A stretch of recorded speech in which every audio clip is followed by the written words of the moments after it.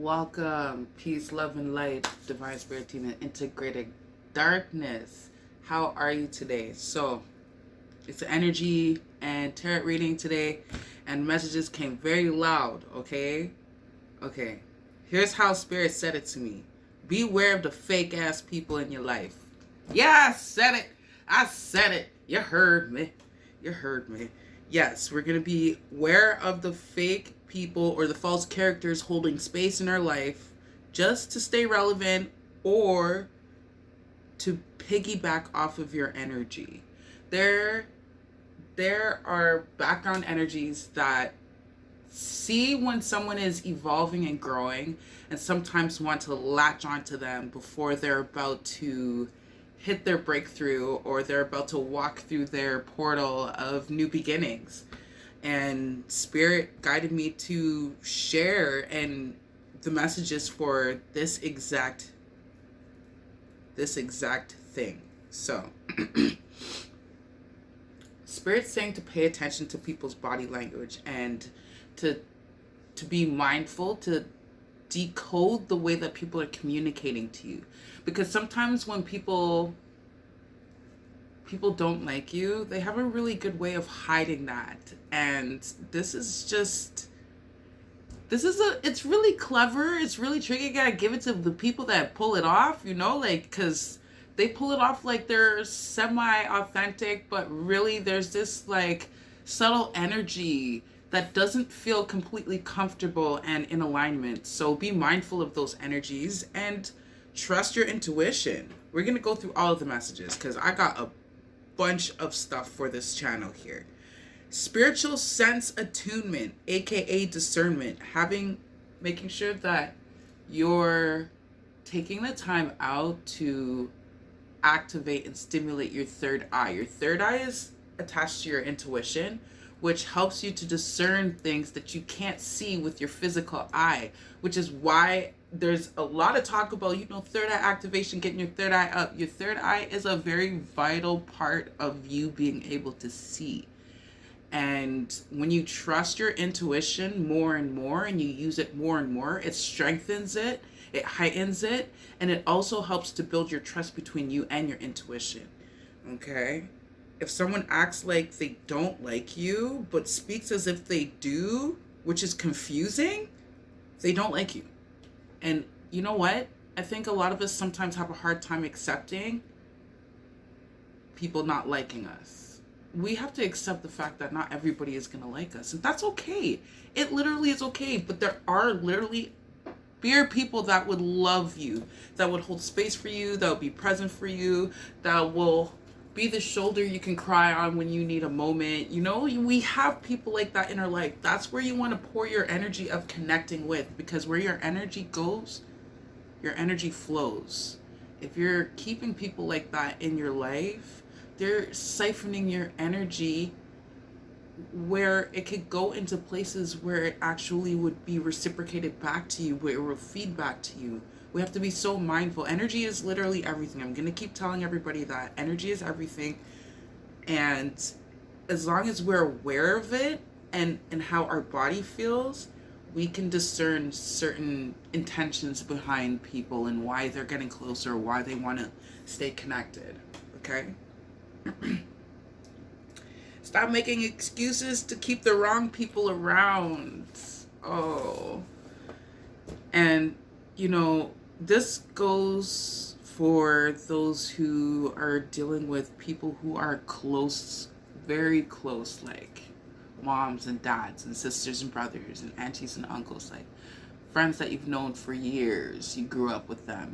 We have friends like that are around us that unfortunately sometimes they don't mean the best intentions, and we have to have a good sense of discernment to see if somebody is really there to support you, right? We're gonna get to it. We're gonna get into it.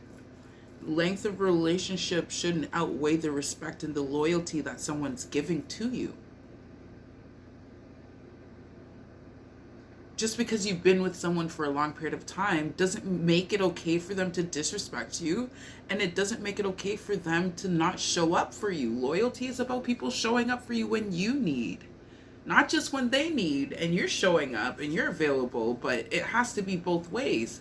The scale has to be balanced. And when the scale's not balanced, the energy distribution is not balanced. And it throws off things more than we realize. Why do we compromise unconditional love for tolerated disrespect? Ooh. Just snap my fingers for that one. Why? Why do we compromise unconditional love? Because the fact of the matter is where you're not receiving love, unconditional love is available to you somewhere else, but you can't see through the veil of this conditional love that these people are serving you. It's so mindful, and even if it means you just need to take a break, just to collect yourself, just to pour back into yourself, take a break.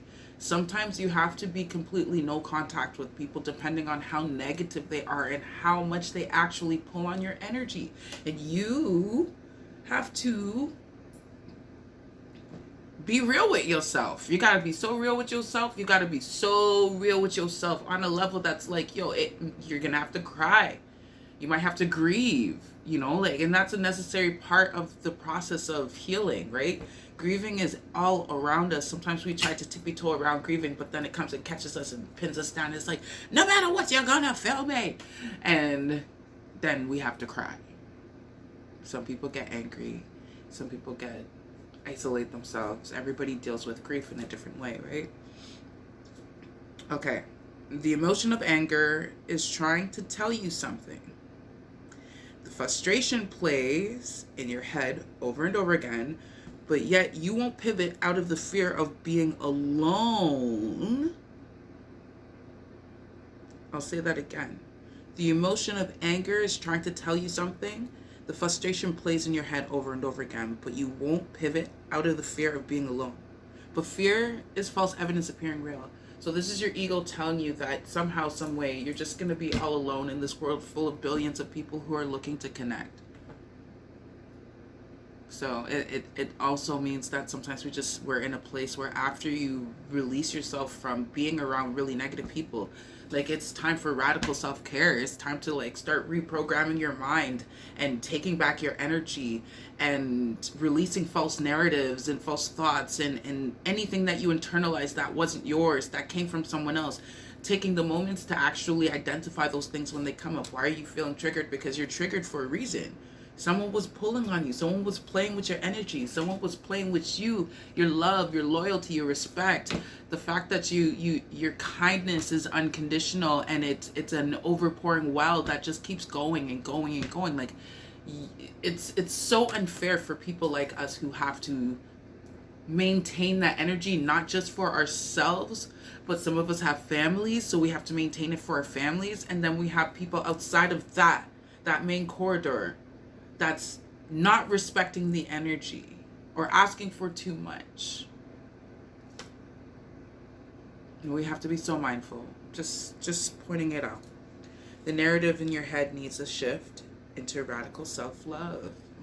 Radical self-love means, okay, now doing all the things that make you feel really excited about life again, that make you feel motivated about all of your plans and your dreams and the places you want to go and the people you want to meet and the things you want to do. All of those things are vital and super important for you to have access to. And the only way you can focus on that is if you get rid of all of the static that's inside of all of the energy that's already around us, which is why it's important to do meditation. Meditation helps to hone in just into your mind and silence the radio of the frequency that is around us. We're hearing other people's thoughts. We're hearing remnants of other things that people have said to us playing over and over in our head. So just be mindful of your mental health, your mind, your body, your spirit. Love up on your body, nurture yourself, slow things down, be graceful with yourself as you're going through the process as well. That's so important. Detect fake people and keep your distance. How can you tell someone is being fake? That's a good question. 222 on the clock. I just looked over. It said 222, 212. I have two clocks and they say different things, but the angels use both of them. It's interesting. But anyways, How can you tell someone's being fake? Well, it honestly, again, when you're aware of yourself, you will feel it. Especially when you're real with yourself, you're truthful to yourself, you've stood up to bullies, and you just don't get down like that. When you're in tune with yourself, you feel it. You feel it in your body. You feel it. You get visions. Sometimes your eye might twitch. Sometimes your leg might be wiggling a little bit, like there's this sense of dis-ease around this person. Let me tell you something. Your body does not lie to you. Do you feel at ease? Do you feel recharged? Do you feel liberated or inspired around that person after leaving? Or do you feel tired, confused, drained, or even unmotivated all of a sudden? That energy shift in itself is a signal to your whole spirit that that wasn't a safe space for you. And sometimes we ignore that. But I'm here to let you know, don't ignore those feelings, because your body is not lying to you. Feelings don't lie, your body don't lie. Be aware and in tune with your emotions. Your intuition can help you be more discerning with who you let into your life. So again, meditation. You can even do like rub your hands together like this for a little while. Let that energy build up. I didn't even do it for that long, but I can feel the energy pull. And put your hands over your third eye. Take some deep breaths in. And I see colors and everything because it's energy. We are energy. Everything is energy. Did you know, beep beep, the sacral chakra governs the energy of your relationships, your money, your creativity, your sensuality, and it is the element of water.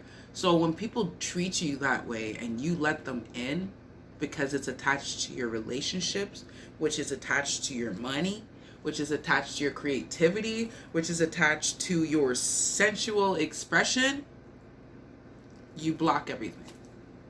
It creates a blockage for everything. So clearing your water, making sure your water is clean, whatever vibrations you're allowing to be sent to your water is so important.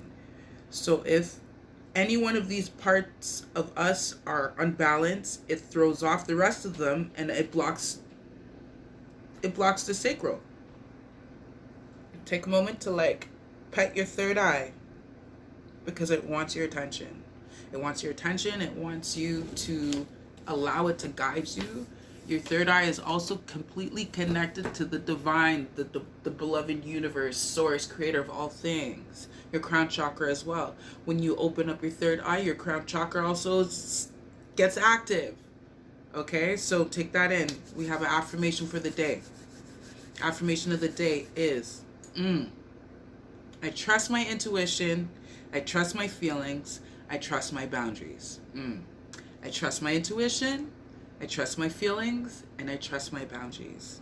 Ashe, ashe, ashe. So it shall be. So it shall be. Love be with you. And stay tuned because I'm going to be showing up every day. Being called, so I'm showing up for the calling. I also have a YouTube channel. Check me out at La Mermaid Noire on YouTube. You can catch a lot of other extra stuff that I'm going to be doing there as well. And stay tuned for tomorrow's reading. Can I pull a card? We pull one card. One card gets pulled today because the clock is about to end. What's the card for the collective you would like to share? I'll pull it. Card for the collective. Focus on you.